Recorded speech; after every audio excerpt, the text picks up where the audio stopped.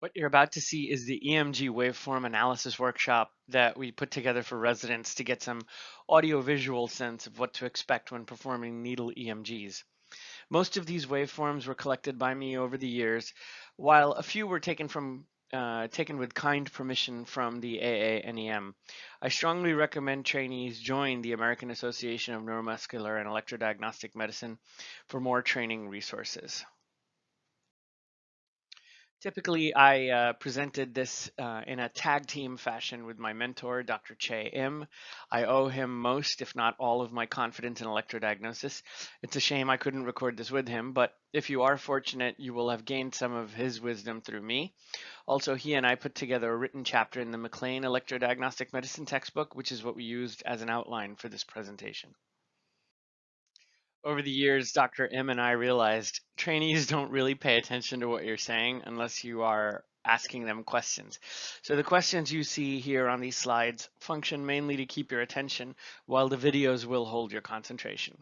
So first question, which of the following is the most likely source of this waveform? Myopathic appearing potentials, so-called BSAPs, end plate noise, CRD, which is complex repetitive discharge, myokymia, or human error.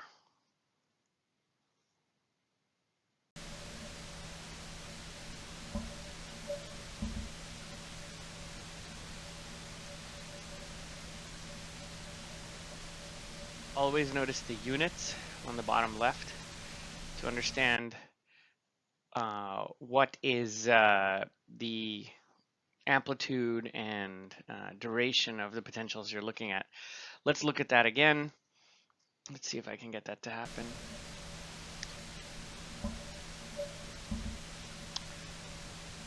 So the answer is basically the resident forgot to connect the active and the reference, so all you have is a ground on there. Hey, this happens to all of us. So not plugging in the ground, not plugging in one of the other electrodes, the active or the reference, or all of them, or just forgetting to turn on the amplifier, happens to all of us, and it's something to look for when you start out. So let's move on. When the needle isn't moving and the patient is relaxed, you're looking to obtain a quiet or silent at rest baseline without artifact. So part of your job is initially to try and figure out what kind of artifact you're dealing with if it is there, and then to get rid of it. So in the next slide, see if you can identify what's going on.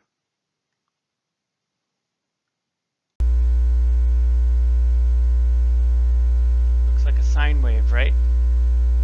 And if you were to calculate the frequency, you'd see that it's at 60 cycles. And when we use the notch filter, turning it on and off, you can get rid of the 60 cycle interference. This is the sound or the waveform that reflects the oscillation of electricity that's coming from our outlets. It surrounds us, it's all around us, and if you're a music geek like me, you find out that it's somewhere between B and B flat. Anyway, this can make interpreting your electrodiagnostic testing a lot harder. So really what you should try and do is make sure that all your electrodes are fixed properly, you have the right amount of gel, you have enough tape on them, maybe just touching the patient with your own hand while you're touching the ground might help. And sometimes you can't get rid of it no matter what you do. So you try, that's when you can use the notch filter to notch out the 60 cycle hum.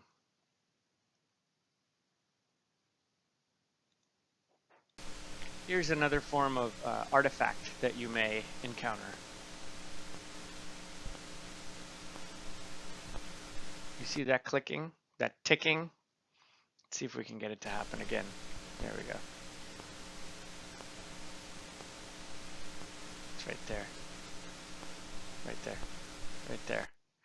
So what is that? Is that a fibrillation potential? What could it be?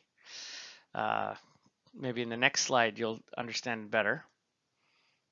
Oh, I've given you the I've given you the answer. It's a pacemaker potential. Basically, if a patient has an implanted pacemaker, you can pick up the discharge of the pacemaker, and it's usually somewhere between 60 and 70 cycles. So in the next slide, you'll see at a slower sweep. So here you can see it at a slower sweep, and it's pretty much once every second, which would be about 60 beats per minute. I can still hear it going, but I don't see it.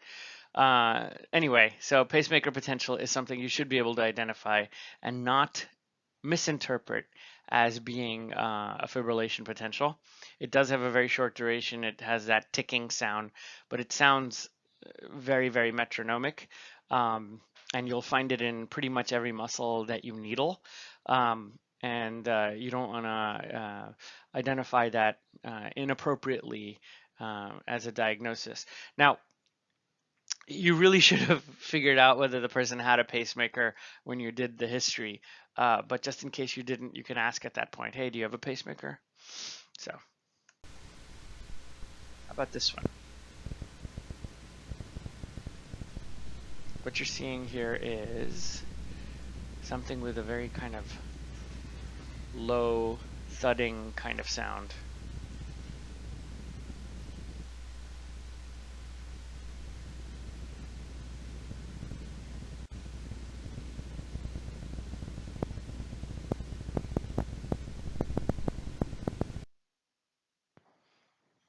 Toward the end of that, then you started to hear stuff that's a little bit more crisp, right?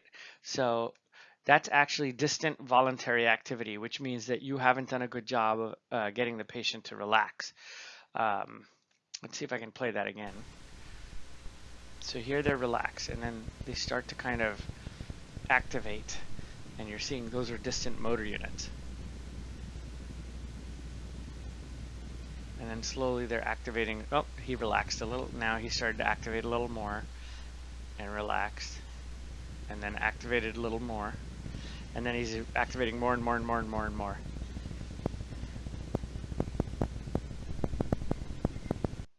So this is another component of good technique. Initially, you try and get rid of all artifact. Well, this is one of them. If you're trying to see a relaxed baseline or a silent baseline looking for abnormal spontaneous activity, it's really incumbent on you to have them relaxed. Obviously, when you're looking at voluntary activity, then this is not a problem. But in the beginning, many people are looking for silence at rest.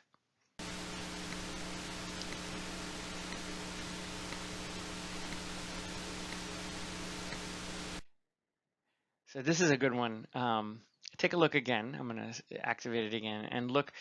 You'll notice that this is set at 20 microvolts per division, which is really, really magnified. That's why you see a lot of noise, but you're going to see it ticking. Go ahead and look at that again.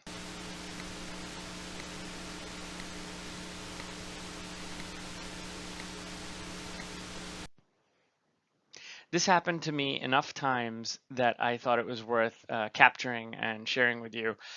This was residents who had quartz watches while they were needling. I kept hearing that, and I kept saying, "Hey, sir, do you have a pacemaker?"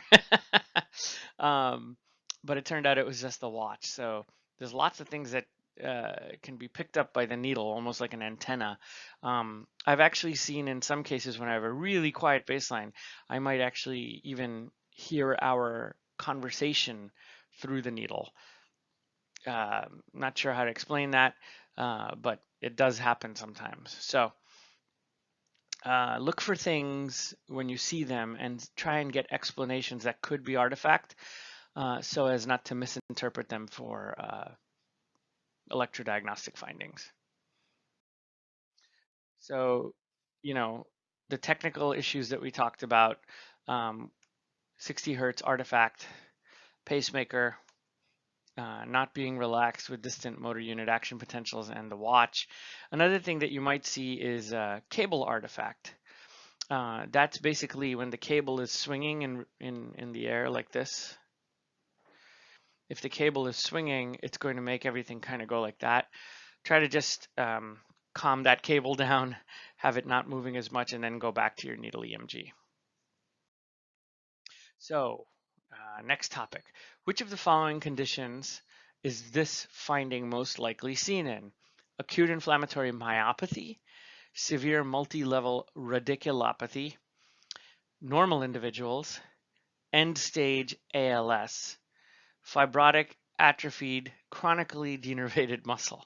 So the past question I didn't answer, but basically human error was the answer. And again, the answers aren't really important on this one. So we're looking at these just by taking good test taking skills. You'd probably figure out what the answer is here. But let's see what's going on here.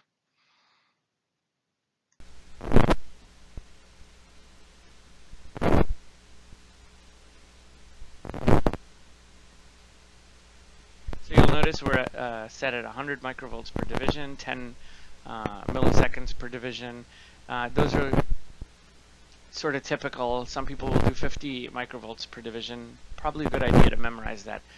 That's what people usually use when they're looking for positive sharp wave fibrillations and other abnormal spontaneous activity. So if we look at this, you'll notice that there are waveforms being on the screen, and then intermittently there's silence in between. So this would be considered normal insertional activity.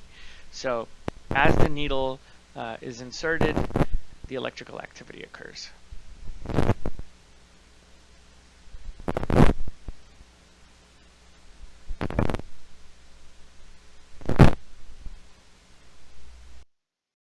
So normal insertional activity is the electrical activity caused by inserting or moving the needle electrode within a muscle.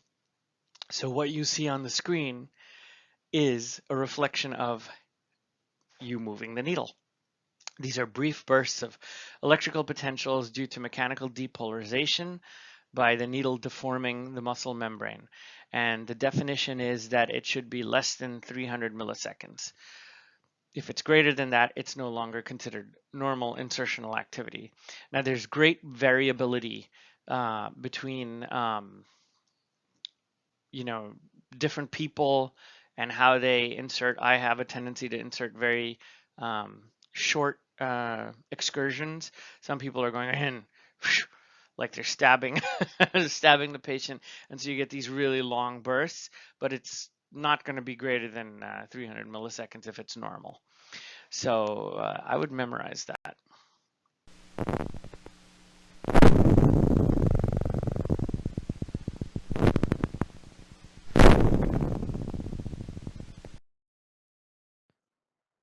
So I think this is a very cool example. What we have here is 1,000 milliseconds per division. Remember, before it was 10 milliseconds per division. So if it's 1,000 per division, 1 second per division, and we're seeing these bursts lasting about 1, 2, 3, 1, 2, 1 box each, then what we have here is not normal insertional activity. We have increased insertional activity. I'm going to show it to you again. It's not typical to see it like this. Most people don't, change their sweep like this. I did this to demonstrate it. So let's watch that again.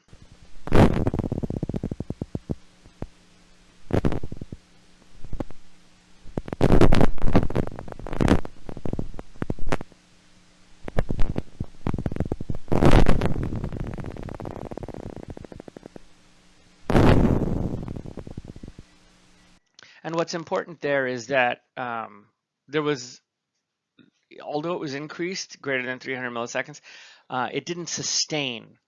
It kind of petered off. And that's what I think majority of electromyographers would agree. That is a fairly unanimous agreement that that would be increased insertional activity. Now, like I said, you're not usually going to see it in that sweep speed. You're going to see it at the typical sweep speed of 100 milliseconds per division. So, sorry, uh, 10 milliseconds per division. So here it is again, same patient.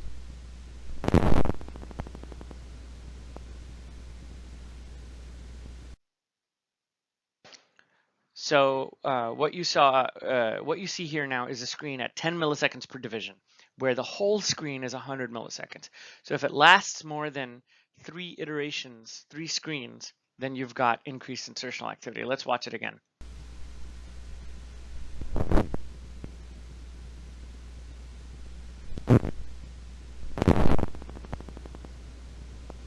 So you just saw that little guy continue to go for a little while after the needle was stopped moving. This is not something that you might be able to understand immediately, and especially it's hard to do without seeing someone's needle moving or holding the needle yourself to understand it. But that was increased insertional activity. So, as we said, insertional activity is brief bursts of electrical potentials due to the mechanical depolarization by the needle deforming the muscle membrane, and it should last less than 300 milliseconds. And decreased insertional activity, which I don't think we have a slide for here, is when there's really none of that. You just hear like a shh, shh as you're sticking the needle in. The most common cause for this is that you're not in muscle. It could also be that you're where the muscle should be, but the tissue's been replaced by fibrotic connective tissue because of severe atrophy. So let's now talk about which of the following conditions is this finding most often seen in? Same choices given to you here. I guess the last one, it would have been normal individuals. So let's see about this one.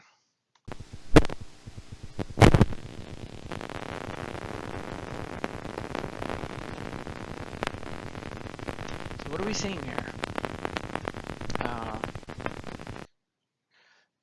I think this is a great opportunity to now talk about, Dr. M would have probably done this earlier, but whenever analyzing a potential, first of all, again, look at the units down at the bottom here, the legend, which shows you that we're at 100 microvolts and we're at 10 milliseconds.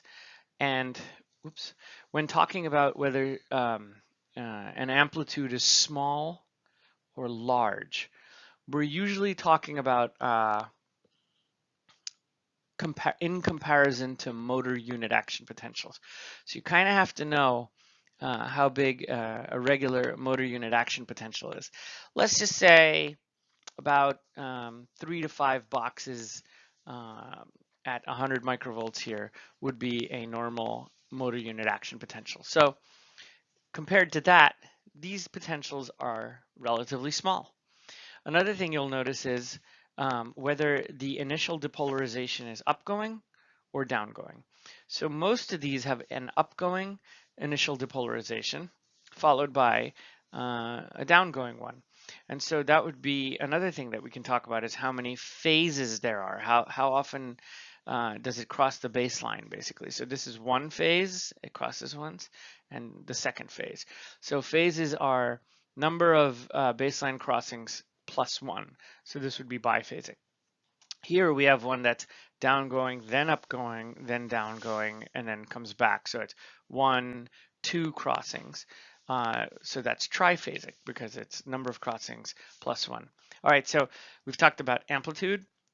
We've talked about phases, initial depolarization, which is part of morphology. So another thing about morphology you can look at is duration. So compared to a motor unit would be about half to 2 boxes, no, half to 1.5 boxes at 10 milliseconds. So these are really small compared to that. So these would be considered short duration.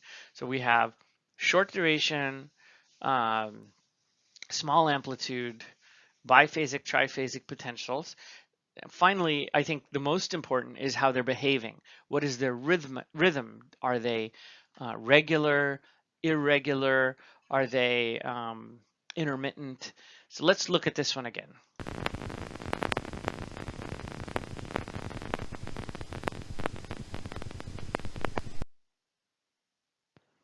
I'm going to play that again.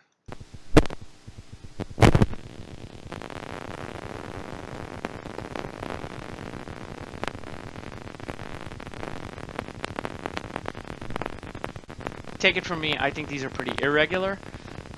It's almost like sputtering, like fat on a fryer, they say.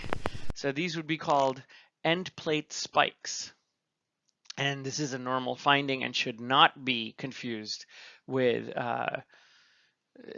what they're imitating, which is fibrillation potentials. And fibrillation potentials would be abnormal, but end plate spikes are normal. Let's talk about them. End plate spikes, as we said, short duration, and so we're saying less than 300 microvolts amplitude and 2 to 4 milliseconds.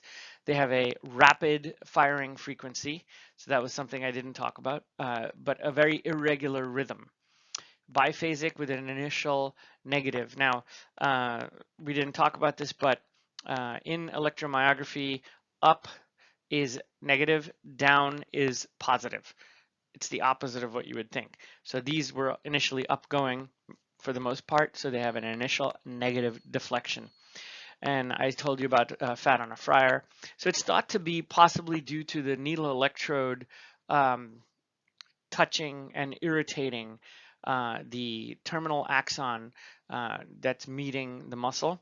And so that results in these suprathreshold end plate depolarizations of a single muscle fiber that don't go on to form, that don't go on to actually cause the muscle to contract. But because you're irritating it, it can be very uncomfortable. So when you identify that you've found end plate spikes, it's a good idea to then remove the needle from that area or move through it so that you can stop hurting the patient.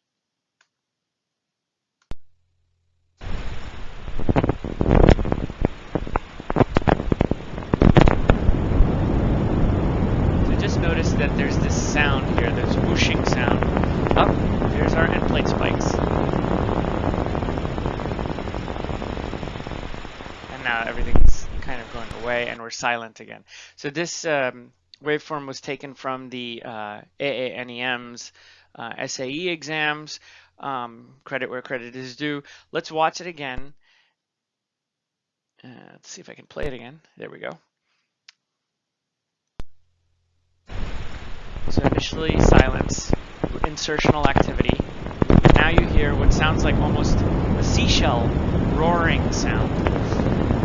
And now you hear the sputtering. So this means that we are near the end plate, and you have both end plate noise and end plate spikes. End plate noise and end plate spikes. So the end plate noise is actually a reflection of many, many miniature end plate potentials, or MEPs. So what are these? Basically, at the axon terminal, the voltage-gated calcium channels, as you know, will open whenever the axon wants to fire. When the voltage-gated calcium channels open, calcium attaches in some process that's not very well understood, that the vesicles will then attach to the membrane and exocytose acetylcholine. Each vesicle has about 10,000 acetylcholines per vesicle, and that's called a quantum or a quanta. So each quanta, when it gets to the end plate, causes a little depolarization of that muscle membrane. That is called a miniature end plate potential, and all the miniature end plate potentials combined are what create enough of a depolarization for the muscle fiber to actually cause an action potential and contract. At baseline, there's not supposed to be any calcium in the axon terminal, but no system is perfect, and so there always is a little bit of intracytosolic calcium.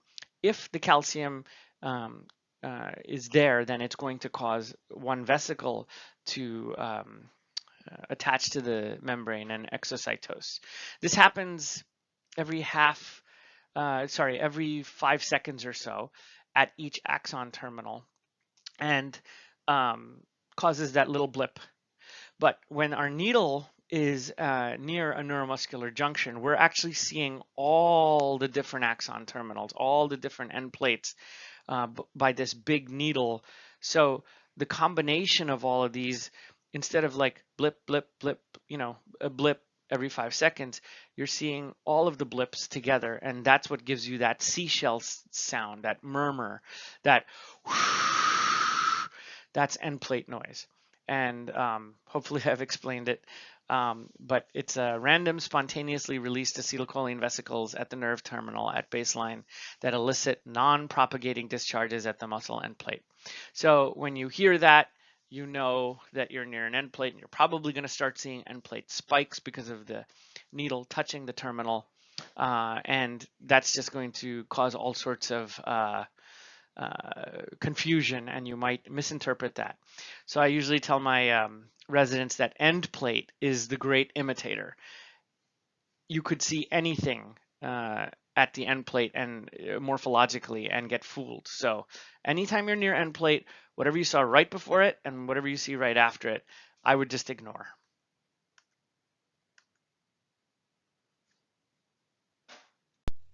Here's another potential.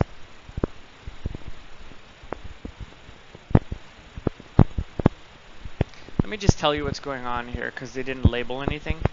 There are two traces here in real time showing you the same thing. So this is a very short sweep speed, so magnified, and this is a longer sweep speed, and so you're kind of zoomed out. And this is how many of us perform our electrodiagnostic testing, is to use a long sweep speed like that so that we can see, patterns that we may not see with the short sweep speed. So let's look again, and without seeing amplitude here, it's hard to tell whether this is big or small, but you can see how it's behaving. First of all, it's not the same morphology every time. It's not like definitely biphasic, triphasic, upgoing or downgoing. Actually, it's pretty random. Let's look again when it wants to repeat. Another thing is, I think we could call it irregular. I don't know, it doesn't want to repeat here. Well, these are fasciculation potentials. And I think the next slide is probably a better way to go. So they are the same configuration as single motor unit action potentials. I know we haven't talked about motor unit action potentials, but I'm hoping that you're going to review this slideshow multiple times. They are sporadic, but sometimes can be grouped. So my mentor, Dr. Im, used to say, it sounds like like you're driving and suddenly a bird dropping hits your windshield while you're driving fast. Dr. Foy at New Jersey Medical School calls them WTF potentials, what the fuck, because they come out of nowhere. What the fuck? What was that? So they're single random spontaneous twitches due to hyper irritation somewhere along the neuron, which activates all or significant number of muscle fibers belonging to a single motor unit. Very often these are normal. That's the point, is that so far I've been showing you lots of activity that we would consider normal. Fasciculation potentials can be normal or they can be abnormal depending on what else you find in that scenario with that patient. So again, random, spontaneous, and they're generating prejunctionally. They're generating because of some kind of problem at the axon. So how do you determine prejunctional versus postjunctional? Well, experiments have been performed where if you block the neuromuscular junction and the potential goes away, it's prejunctional.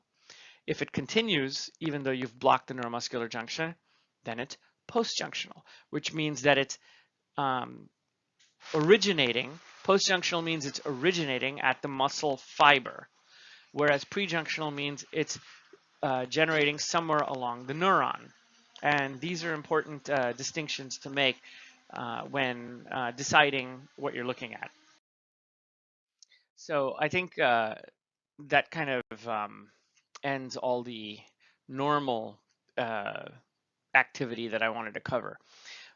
We talked about artifact, we talked about normal activity, so we can start moving on to abnormal activity. So this waveform can be seen in all of the following conditions except polymyositis, rattlesnake, envenomation, AIDP, Bell's palsy, carpal tunnel syndrome. So there's something common to all of these except one.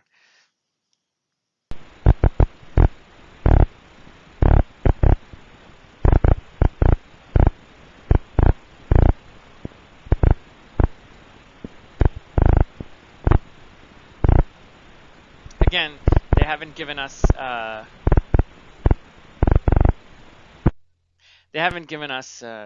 duration, or sweep, or gain, or sensitivity. So it's hard to tell if it's big or small. But what you can talk about is the behavior. You have these sudden bursts of discharges, and let's see if we can play it again.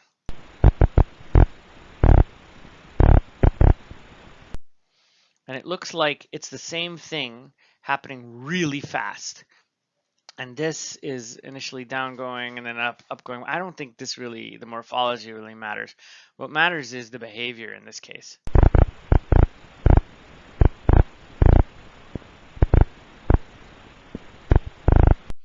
And again, sudden, really rapid discharges intermittently.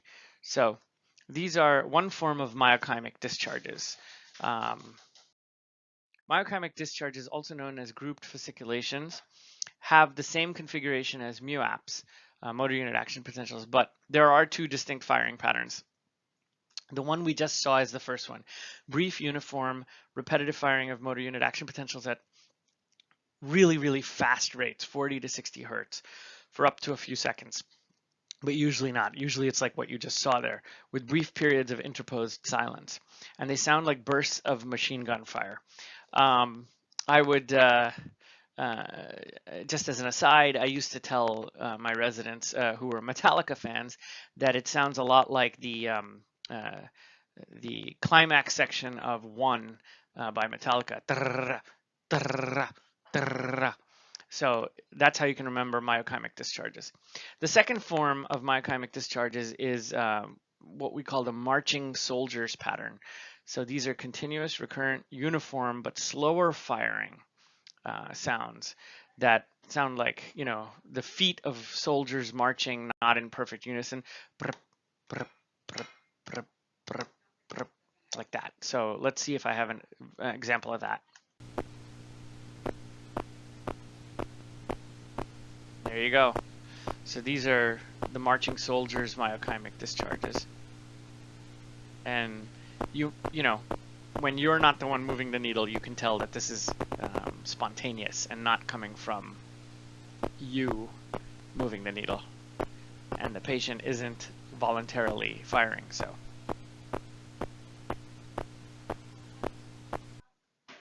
So that's our myokymia, marching soldiers. I'm going to play it one more time for you without my microphone on.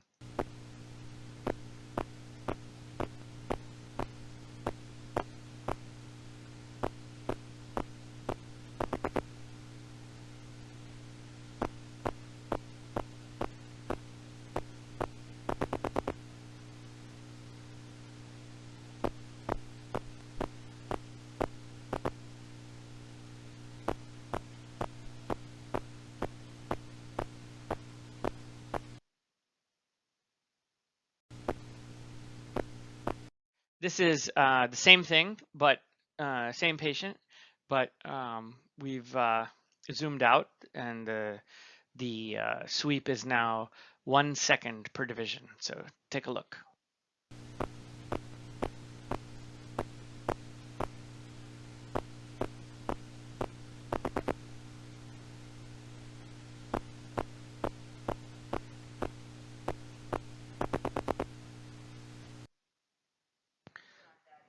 So these are those marching soldiers again, and you know, you can tell it's the exact same thing. It's just that now we're looking at a longer sweep. So sometimes when you're not sure what you're looking at the regular sweep setting of 10 milliseconds, look at the longer sweep and see if something pops out at you. So yes, this is pattern recognition to some degree, but it's not. You know, with EKG, you know, you were taught ignore the whole Einthoven's triangle and just recognize that's AFib, that's VTAC, that's VFib. Doesn't always happen that way with electrodiagnostic testing, and you really do have to kind of break it down into its fundamentals, like I've been saying, with amplitude, duration, behavior, etc. Now this one, this marching soldiers pattern, I think is pretty much pattern recognition versus some of the other stuff we see.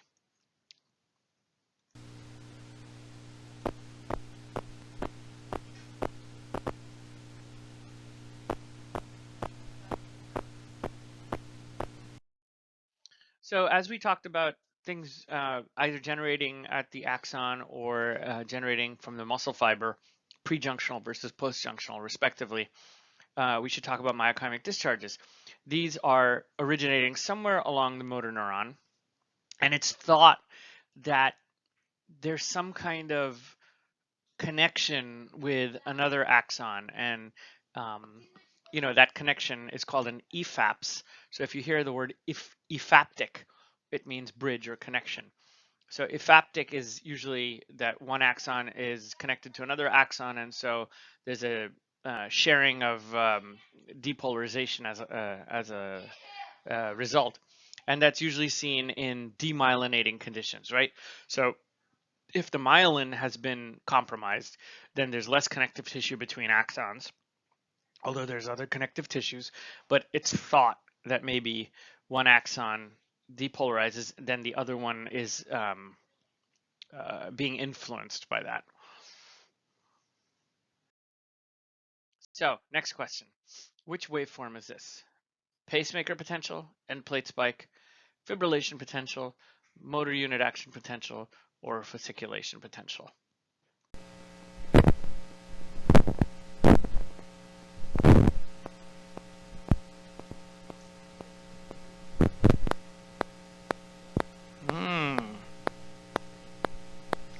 So first we saw some insertions, insertional activity. Then we saw this potential much smaller, so probably the needle was far away from it. And now the potential is very close to the needle. So that's one topic that we didn't bring up, is that when the needle is near something, then the rise time will get shorter. That means how long it takes to get to its peak. And the shorter the rise time, the crisper it'll sound. The longer the rise time, the more like dull it'll sound. So listen to this again. Insertion, insertion, insertion. Oh, there's something there. Down going initially, and then up going later. And let's see if I can. Nope. Nope, can't seem to freeze it.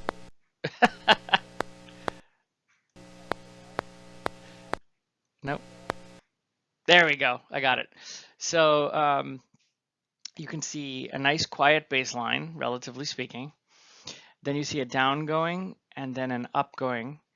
This is looking pretty large, I would say. Initially it looked kind of small, and it's very regular. It's almost like the pacemaker potential. It's really almost like metronomic.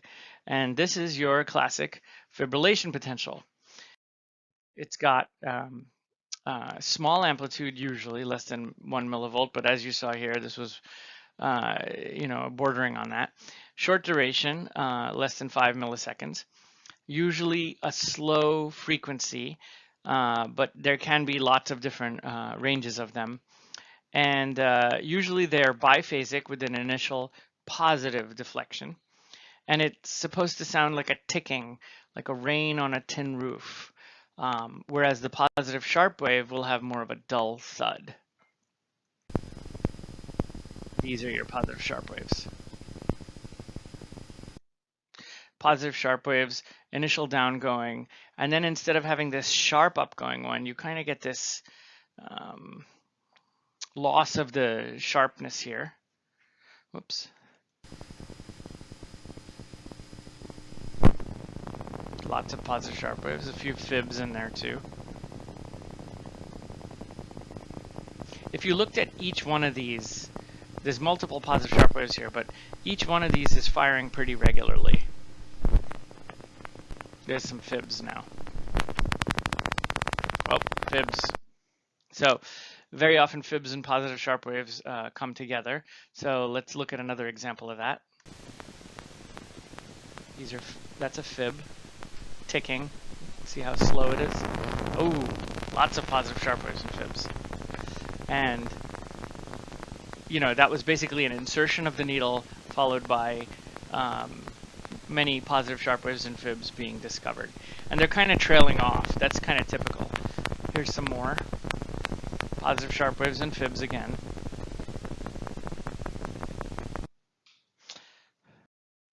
So fibrillations are thought to be the same as positive sharp waves. We'll talk about that in a moment. But they're generated by a single unstable muscle fiber muscle membrane. The resting membrane potential basically should stay at 1 voltage, but because it's unstable, it's potentially creeping, slowly creeping upward, hits threshold. Suddenly there's a spontaneous depolarization, repolarization occurs, and then the cycle repeats. And that's how you get your fibs and positive sharp waves. Positive sharp waves are thought to be a variation of fibs, except that the muscle fiber at the recording site is being deformed by the presence of the needle electrode. So any kind of membrane instability can lead to fibs and positive sharp waves, and this can occur with denervation or even direct muscle injury, which can occur due to trauma or inflammation, such as in a myopathy. So here we're seeing a positive sharp wave, and there was a fasciculation potential.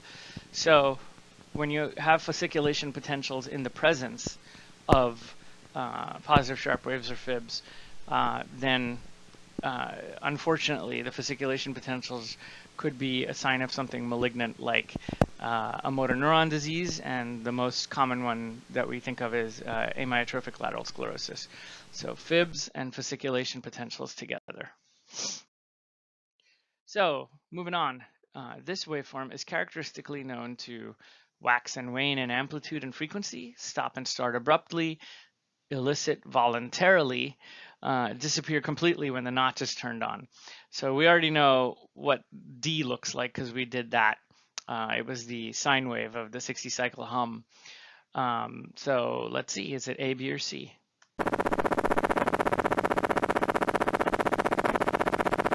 So I'm pausing this. What you see is this shape basically repeating over and over and over again.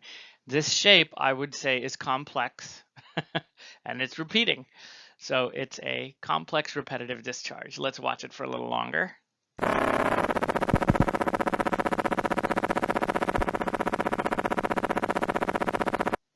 One iteration of this can be superimposed exactly onto another iteration of it.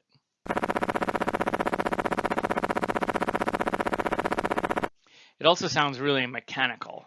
I think you'd agree. I don't think there's any point in characterizing this waveform because it's so it's got such a complex shape, and it's going to vary from person to person or place to place where you go.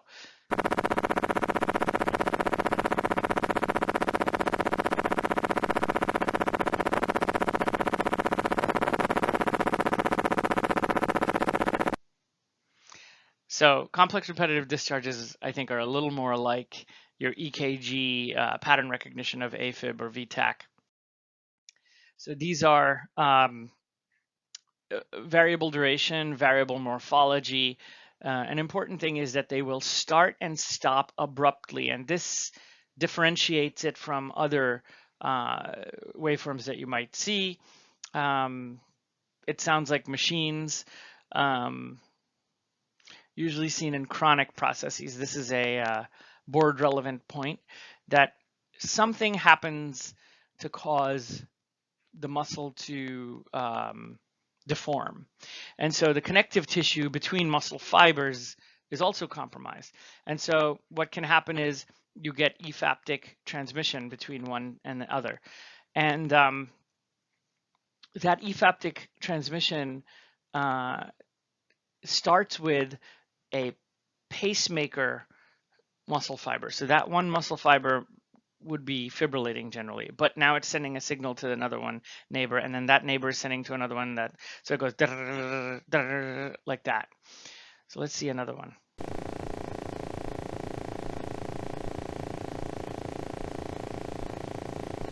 So I called this a more chronic CRD, and that's because it's gotten smaller. We're at 50 microvolts, but it's got the same idea: abrupt start and stop, complex waveform that can be superimposed over itself. It sounds like a machine. So that did start and stop abruptly. That was the answer. So this waveform is characteristically known to, and then same question and answer.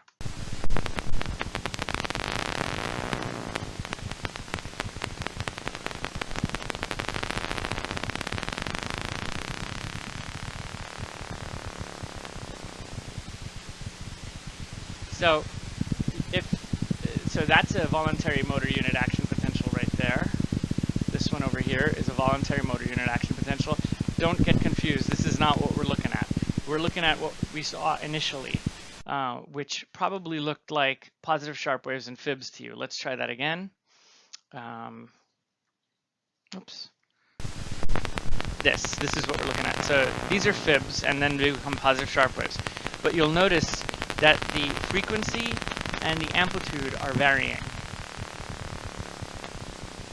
Frequency is also sonically interpreted. Frequency is pitch. Amplitude is volume. So if you notice, the volume was getting softer and louder, and the pitch was getting higher and lower. And that is what is consistent with myotonic discharges. So myotonic discharges, basically, these are some kind of defect in the membrane's ionic conductance characteristics that causes them to just be really sensitive to having a very low threshold for firing. It's been related to the sound of a World War II dive bomber, but hey, I've heard CRDs that sound like dive bombers, so be careful. It can also sound like an intermittently accelerated or idling motorcycle. The main thing is that it's rapid, repetitive, variable waxing and waning in amplitude and frequency of what look like fibs and positive sharp waves. So if you tap on a muscle and cause that to happen, that's called percussion myotonia. So here's an example of that.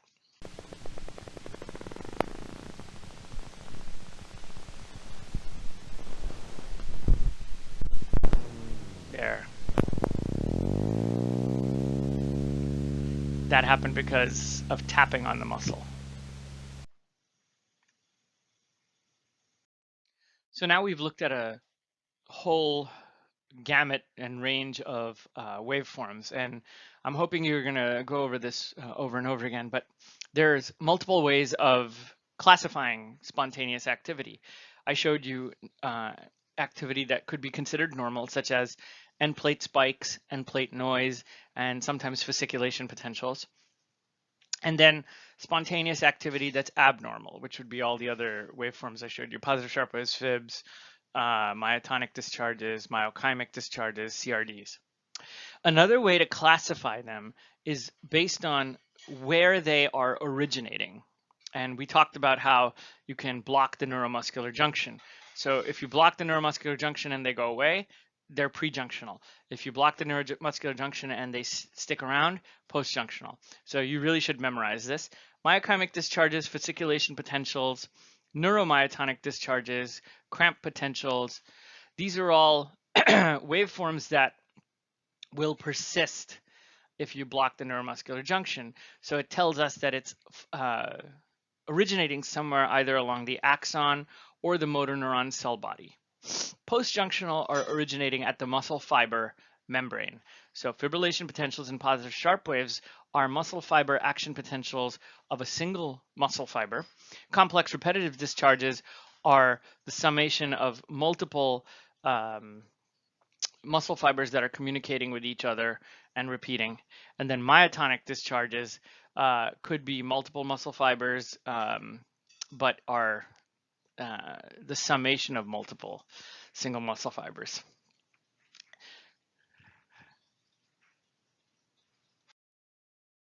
So we've talked about artifact, insertional activity, and spontaneous activity. So now we talk about the fourth and final type of activity you can see on needle EMG, which is voluntary activity. And yes, I've given you the answer to this slide now, but it's very important that if you didn't already think of it that way, I tell all my students and residents when they're first looking at the screen when someone's performing a needle EMG and it's their very first time looking, just try and get a sense of what am I looking at? Am I looking at, if it's not silent, what am I looking at? Is it artifact? Is it insertional activity, meaning the needle is moving? Is it spontaneous activity, which means the needle's not moving and the person isn't firing? Or is it voluntary activity, which means the person is sending the signal to make the muscle fire?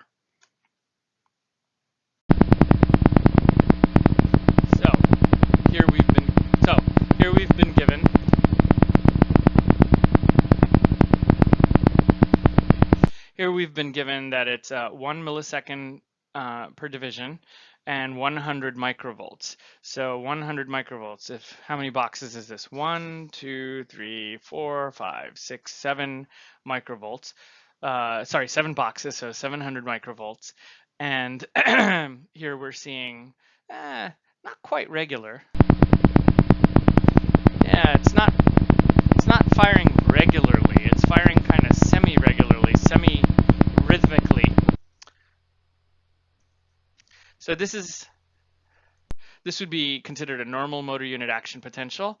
And let's go to the next slide to see what normal means.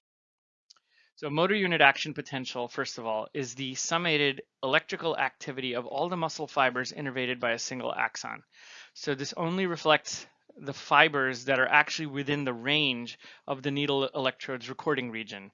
The number of phases varies, but it should not exceed 4 phases, otherwise then it's called polyphasic. So the main idea is that, yes, the axon has somewhere between 1 and thousands of muscle fibers that it's innervating, but you're probably only seeing about 10 muscle fibers because the needle can only see that many in its recording range. The amplitude, and I would really like you to memorize these, the amplitudes of the first observed motor unit action potentials will range somewhere between 300 to 500 microvolts. I allow a little bit more, but this is Dr. Im's reference range. The later recruited motor unit action potentials can go up to 3 millivolts. If it's greater than 3 millivolts, it's fair to call them large. And if they're greater than 5 millivolts, many people will call them giant. The frequency will be starting at about 4 to 5 hertz. And then it'll increase as more effort is put into it. We do not call them regular, we call them semi-rhythmic. I know that's confusing, but basically it's not exactly regular or metronomic like a fibrillation or a positive sharp wave would be. The motor unit action potential, the nice thing about identifying these is that they tend to vary. They're not going to be the same same regularity. Yes, positive sharp waves and fibs, we saw some examples where they start to slow down. They kind of go in one direction though, whereas motor unit action potentials will fluctuate in their frequency. Hopefully that didn't confuse you. Lot to take in. The regular duration is between 5 and 15 milliseconds, so that's a half to 1.5 boxes if you're using a 10 millisecond sweep. Let's take a look at the next slide. So this is just a picture, and it's a picture of, oh, it wasn't just a picture. You saw the picture though. A polyphasic motor unit action potential. So let's see if we can stop it. There we go. So you can see that it crosses the baseline many, many times. Add one, and then you've got the number of phases.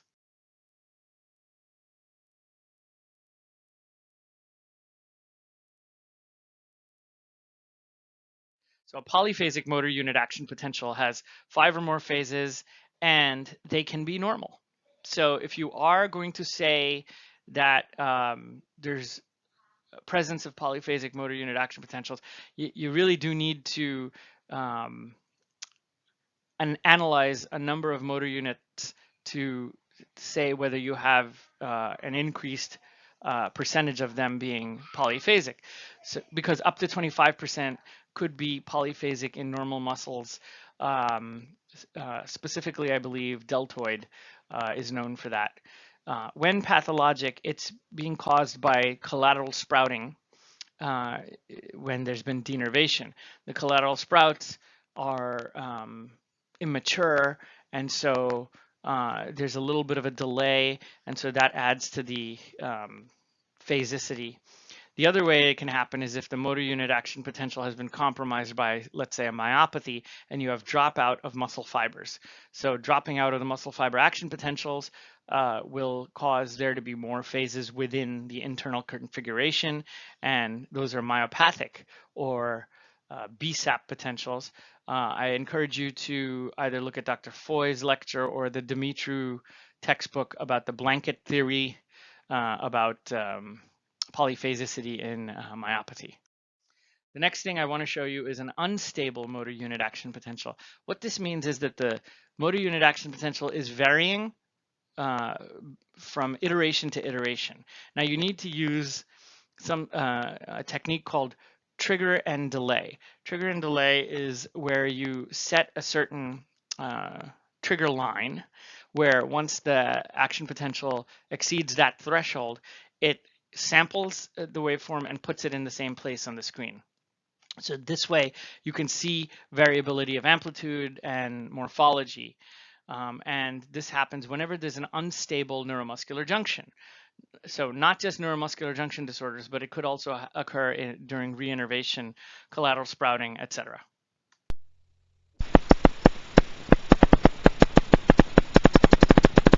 So here we're seeing, this is the trigger and delay line, and every time it passes this line, it's going to sample it and put it right in the same place. That's why we're seeing it exactly the same location every time.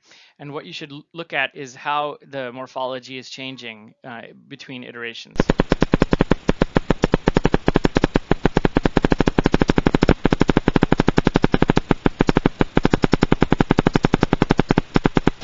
Compare this to the normal motor unit action potential that I showed you before, where every iteration looked pretty much exactly the same. There was no change in morphology or amplitude.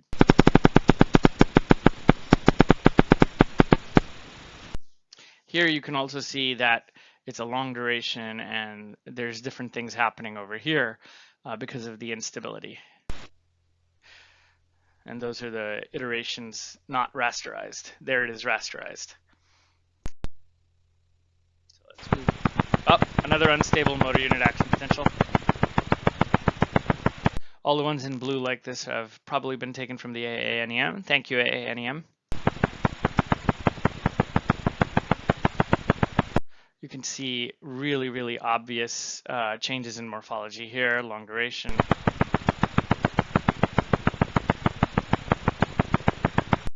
Here too.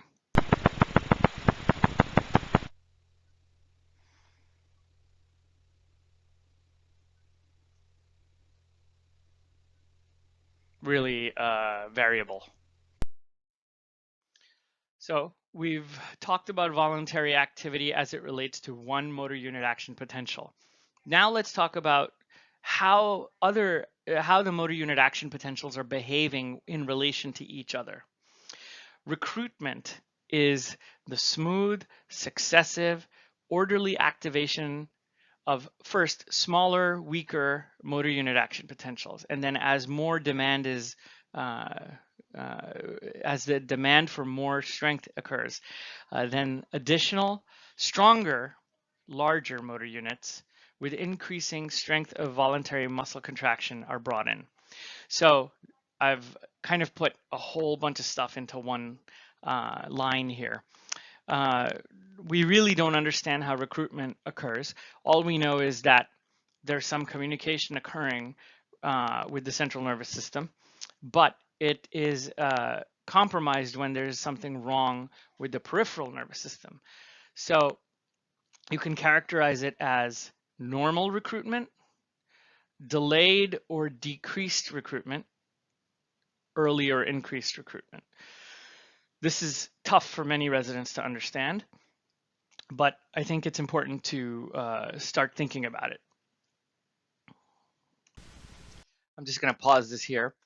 And what I want you to notice is that there's going to be one small motor unit action potential that is going to fire at a certain rate. And then as it speeds up to increase strength, eventually a second motor unit potential, and you'll see that it's a larger one, will come in to help out. And every now and then, more effort will be attempted, and a third motor unit action potential will come in as well. All I'm doing here is showing you what it looks like. I'm not showing you how to analyze it.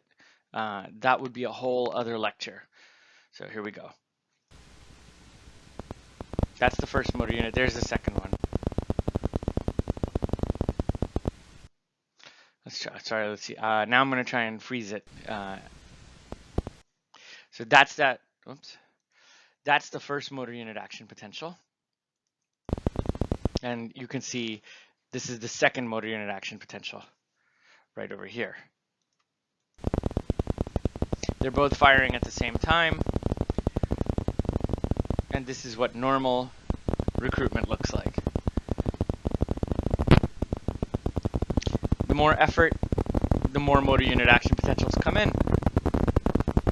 Yes, the first motor unit action potential is firing faster and faster and faster, and then the second one fires faster and faster and faster, and they follow what we call the rule of fives. So after every 5 hertz, the next motor unit action potential comes in. Again, not going to go into detail on this, but this is more of a recognition lecture than it is a discussion of analysis. So on this slide, I'm going to show you reduced recruitment, which means that motor unit action potentials will be firing faster and faster and faster, but other motor units are not going to come in to help out. And so you'll see one motor unit action potential firing really, really fast,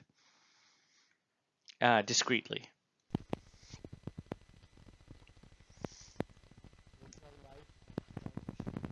There's one, there's two. The big one now, watch how fast it starts firing. It's going to be firing at about 30 hertz at some point here. It's at about 20 hertz, 30 hertz, there you go. Even 40 at some points. So it's firing really, really fast, and other motor unit action potentials aren't coming in to help out. This is, again, not a lecture on analysis. It's just to show you what reduced recruitment looks like. Here's another example of reduced.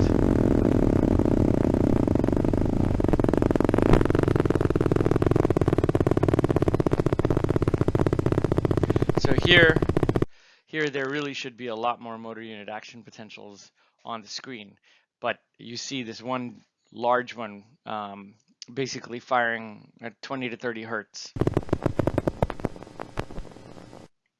There's also some fibrillations in there.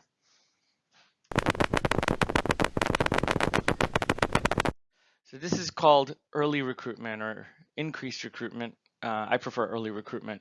This is in a myopathic situation. Uh, it's going to be really hard to understand if you don't see the person offering their effort. So what's happening here is at minimal effort, you're seeing lots of motor unit action potentials come in.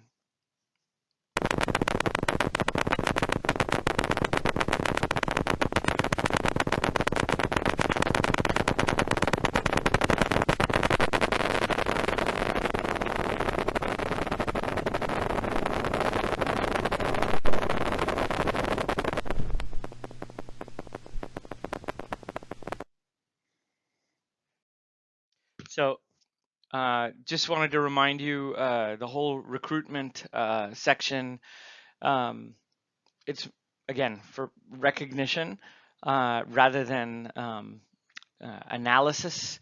That's something you're going to have to find from another source. Look, there's lots of caveats to rules when you're talking about electrodiagnostic medicine. Uh, but hopefully I've given you some appropriate standards and I won't say laws, but guidelines for how to recognize some of these potentials. Definitely want to thank Dr. Im again. Want to thank the AANEM for a couple of those waveforms. I recommend you listen to the AANEM podcast as well as look at their sources for learning electrodiagnostic medicine. I hope you enjoyed. Thanks.